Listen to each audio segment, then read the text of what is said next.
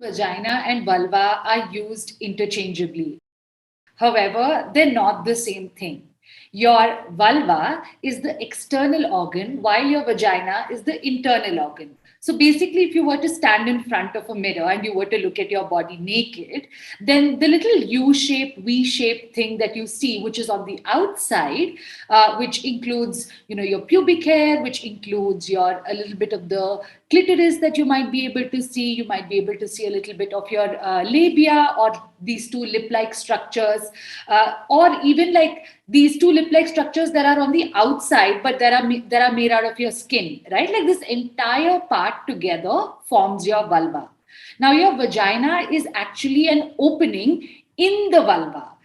So if you were to stick a mirror between your legs, and you were to like spread your legs, you would see that there are actually two openings there between your legs. Of course, the anus is at the bottom, which is where you poop from, but above that there would be two openings. The smaller opening is the urethra, which is where you pee from. Below that is your vagina. Now, your vagina is where the period blood comes out from, or some people may use it to masturbate, some people may also use it for penetrative sex. So that's essentially your vagina. Now, like a very simple way to think about it is, this is your nose, right? But what's on the inside is your nasal canal. Your nasal canal is not what's on the outside. So much like that, your vagina is inside your vulva. Vagina is basically an elastic membrane. Like think of it like a rubber band. This rubber band is going to stretch as much as one wants it to, as much as it is able to, obviously. And then, of course, it goes back to its shape. So the vagina is actually so elastic that a whole baby can come out of it and it can still go back to more or less its previous shape. So having a lot of sex is not going to make anybody's vagina loose.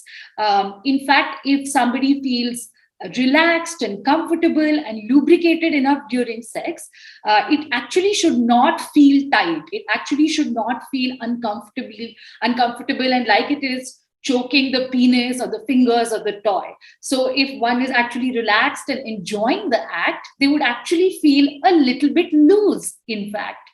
However, if you want to create that kind of sensation of a little bit more tightness, then what one could do is one could either like put a pillow under themselves, like try different positions, squeeze their thighs together. Also, Kegel exercises have been known to help to sort of just contract the muscles a little, if that is a sensation that you enjoy.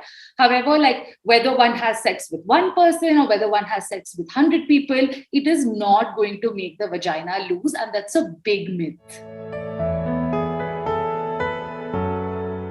We would notice that the color of our labia and the color of our vulva are actually darker than the rest of our body. We might notice that the skin there is slightly thicker and it also feels different than the skin of the rest of our body. In fact, even our inner thighs, you would notice that they would be a darker color. Now, this is because, like, once you hit puberty, because of the hormonal changes that happen in your body, your genitals actually become slightly darker. And they also start to develop hair. This is very normal, and in fact, even the rest of your body need not be the same color. Like the color of my hand, for instance, is not the same as the color of my face, and that is very normal. So these bleaching creams, whitening creams that are actually available are hocus pocus. In fact, like it's a very sensitive part of your body. So if you were to use creams like that and gels like that, not only will it actually, it's much like a fairness cream that one uses on their face. So not only will it not make it fairer, but using those kinds of creams on such a sensitive part of your body might actually cause irritation and might cause you to break out down there, which nobody wants. So yeah, please enjoy the fact that your body comes in different colors and it changes colors and it responds to things like hormones, to age, to sunlight. It's actually a magical thing that your body looks different in different spaces. So yeah, go ahead and enjoy and embrace that. You would have noticed how one shoe would always fit better than the other. you'd always find that it fits more snugly, it makes you feel more comfortable than the other shoe. Now, the reason why this is because your body is not perfectly symmetrical on both sides. If you were to also start measuring each part of your body, you'd notice how they look different. There are people who also claim that they have a better side, right? Like one of their profiles is actually more attractive, or that they look like two completely different people when you look at different profiles of theirs. Now, this is because, like I said, your body is not supposed to look the same on both sides. It's not absolutely symmetrical like that. So naturally, something like your labia might also be different on each side. Like your labia is basically the the lip-like structures that you would see in your vulva. Now, it's not necessary at all that they need to be the same size on either side. And if it is the same size, then that is also normal. If it is not the same size, then it is also normal. Like, firstly, we've moved on. It's 2022. Come on. There is no such thing as virginity. Virginity is a social construct. If what one means by whether one is a virgin or not is whether or not they have had penetrative sex, then that is also ridiculous, because we understand that sex is so much more and it's not so penis centric. So similarly, what one needs to remember with regards to the hymen is that it is not an indicator of virginity or not. It is basically like this elastic sort of membrane which covers your the opening of your vagina. A lot of people are not born with it.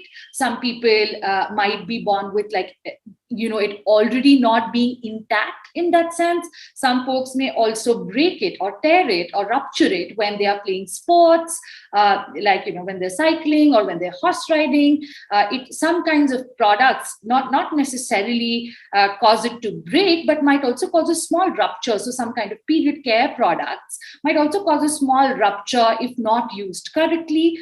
Even vigorous masturbation with, let's say, a sex toy can also cause it to break.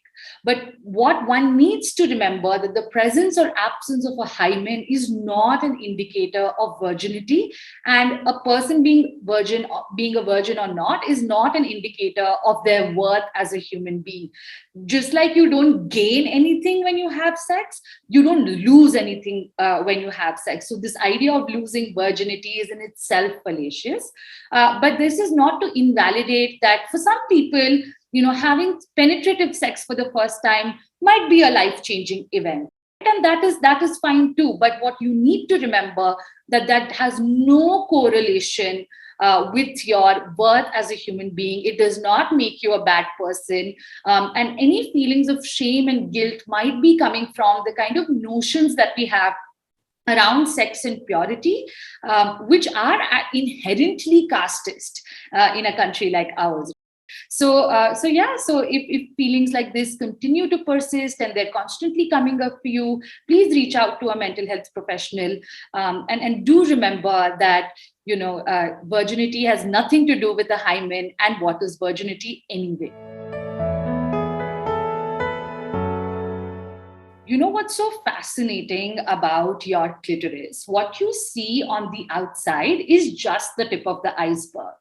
Actually, there is a huge membrane on the inside, and there are two leg-like structures that sit on either side of your vaginal canal, which may extend for up to 5 inches inside your body. So that's how deep your clitoris goes, and your clitoris is meant solely to bring you pleasure. It's the only known human organ that is meant entirely for pleasure and has no other known function.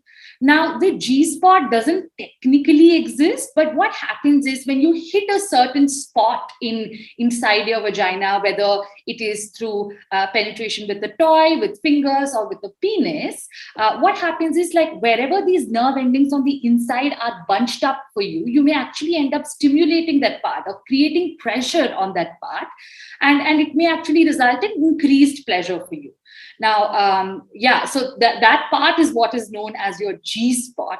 But technically, there's no magical button on the inside, which if you press, it's going to mean increased pleasure.